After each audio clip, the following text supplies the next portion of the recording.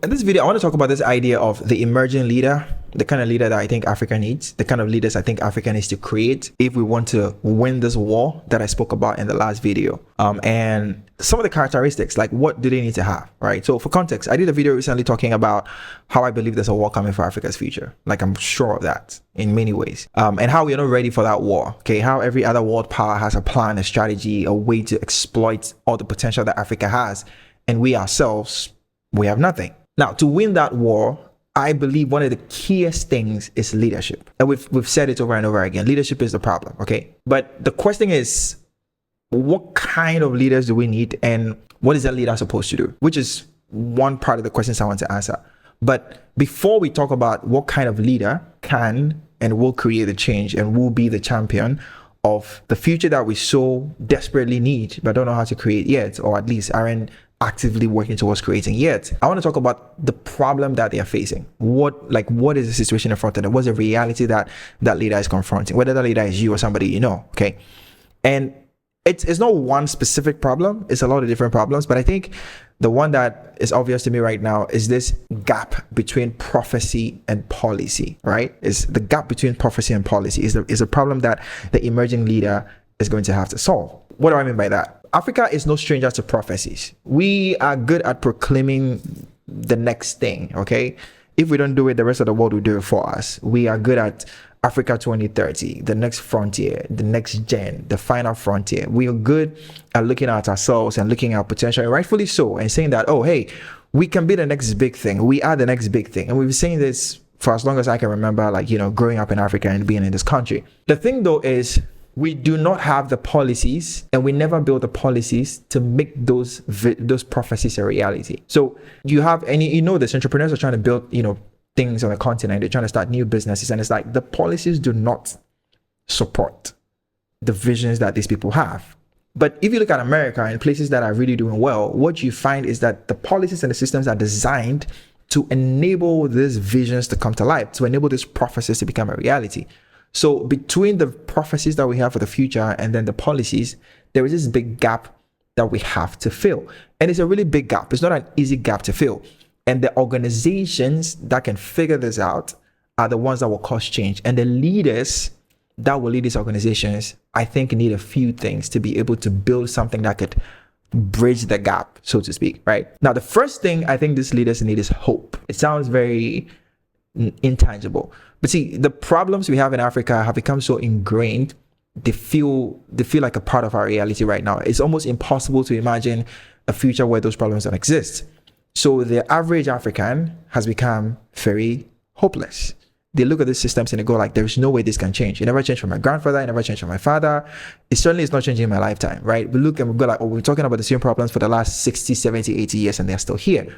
So there's a sense of hopelessness when it comes to the problems that we face. We are like, oh, I don't think this thing can ever be solved. So anybody that attempts anything doesn't go for gold. We don't go for change. We just go for survival. We just go for, let me do the best I can within this broken system. And then, if my time is done, my time is done. I'll take what I can and I'm out. We don't really have that desire of, I want to create something that is truly transformational. But I think that hopefulness is the secret, right? And I'll explain how to stay hopeful towards the end of the video. But I think hopefulness is the secret. To be able to look at the realities of what is happening in your country, in your organization, in your team, and to go like, I think different is possible. And to imagine and to have a different fantasy about what could be, right? And I feel like that hope is the number one characteristics that every single leader and organization that will cause any change on the continent, they have to cultivate hope. They have to cultivate hope in ridiculous amounts. And by that, I don't mean delusion. I don't mean ignoring the realities. I don't mean, having fantasies about things that are unreal. But I mean looking into the abyss and somehow imagining heaven. Looking at all the broken things we have and going like, I think better is possible, right? That's the first thing. The second thing is they have to become good translators of vision. Because see, a vision doesn't come to life just because it's been proclaimed. A prophecy doesn't come to life just because it's been proclaimed. There needs to be structures, systems, habits, rituals, routines, things that enable an environment that enables that prophecy to be real. Think of it like the soil for the seed. You can have the most potent seed ever, but if it's put in the wrong soil, it's not going to grow. If it doesn't get the right nutrition, it doesn't grow. And I think that is the second job, because visionaries tend to be crappy builders and great builders tend to lack vision. I don't know why it's set up like that. And therein lies the other thing, which is this issue of collaboration. It may be that the same person isn't able to be the visionary and the leader, and the builder. But it may be we need more collaboration between visionaries and leaders. That visionaries need to understand that they need builders, and builders need to respect visionaries. Because in Africa, again, I don't think builders respect visionaries, which is a completely different conversation, right? But the leaders that are going to cause this change, they need both. They need prophecy and policy. They need to be people that translate prophecy into policy, poetry into predictable systems, right? Things that can actually move the continent forward, things that can move agendas forward. Gary Vee calls it clouds and dirt. You need to be able to go to the highest heights and imagine what's possible and come to the lowest lows and start digging in the dirt. Right? You can't just float in the middle and hope that things will happen. And that's what I think the second characteristic is. The third thing, which in my opinion is probably the most important, is in a system that's so broken and a work is so massive, how do you keep hope alive? How do you keep going? How do you keep budging, against systems over and over and over again? How do you keep getting hurt and still wake up the next day to keep pushing?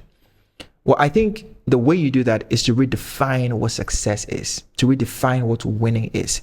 So many leaders, let me not say so many leaders, but the leaders that I've encountered, the ones that are trying to build, the emerging leaders that are trying to cause change, I think many of them get burnt out and tired because it just seems like no matter how hard they work, they are not winning, they are not succeeding. And success for them is defined as conquering the man. Success for them is defined as in their one lifetime, in their 6, 7, 8, 9 attempts at building a company or starting a foundation, they are able to go transform a system that has been around for practically 60 plus years. But clearly, that's not possible. Clearly, you failed multiple times. That's why you are at this point, and that's why you are, downtrodden, if that's the right word, right? But I think success for you has to mean that you've just weakened the beast enough to give the next warrior a much better chance at winning. You may not be able to take the systems down in this your one attempt. You may not be able to see the victory of this war in your lifetime. It may look like the systems aren't changing. But if you can do even the smallest possible bit, that can make the life of the next leader, the life of the next successor, the life of the next organization easier. That is winning. Because see, I think the problem that Africa has, the war that we need to win, the systems that we have to fight, they are such powerful and potent beasts, we can't beat them in a single battle. This is a multi-generational battle. This is a battle that has to be fought over many years, over many generations. But if we give up now because we can't see the results immediately, then we delay further, because delay further is a tautology, but we delay the odds of us ever winning that battle. So your job as the emerging leader, your job as building the thing may not necessarily be that you've seen transformational, changes just, happen like immediately, right? No, it may be that you've just done enough to make the transformation possible for the next person that tries. And we know this, right? We know this when it comes to technology, when it comes to innovation, when it comes to things like fintech. Like every generation builds on the next. So if we give up, if we go because things are so hopeless, we are not going to do the best possible we can to cause the change, then we delay change, we delay transformation, we delay winning the battle, right? So your source of hope is just do the little you can in the best way possible. Go for gold, even though you may fall short of it. Aim to kill the beast, even though you may die in the process, even though you may never get to see that happen before you move on or you pass on. But the fact that you gave it everything you have and made a little dent means that the next guy has a much better chance. And I think that is the reorientation that is necessary.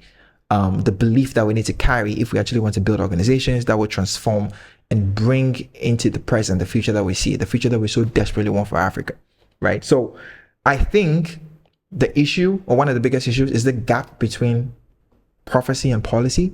I think the organizations and leaders that will fill that gap need to be hope carriers and need to be vision translators, need to be hopeful translators, for lack of a better term, right?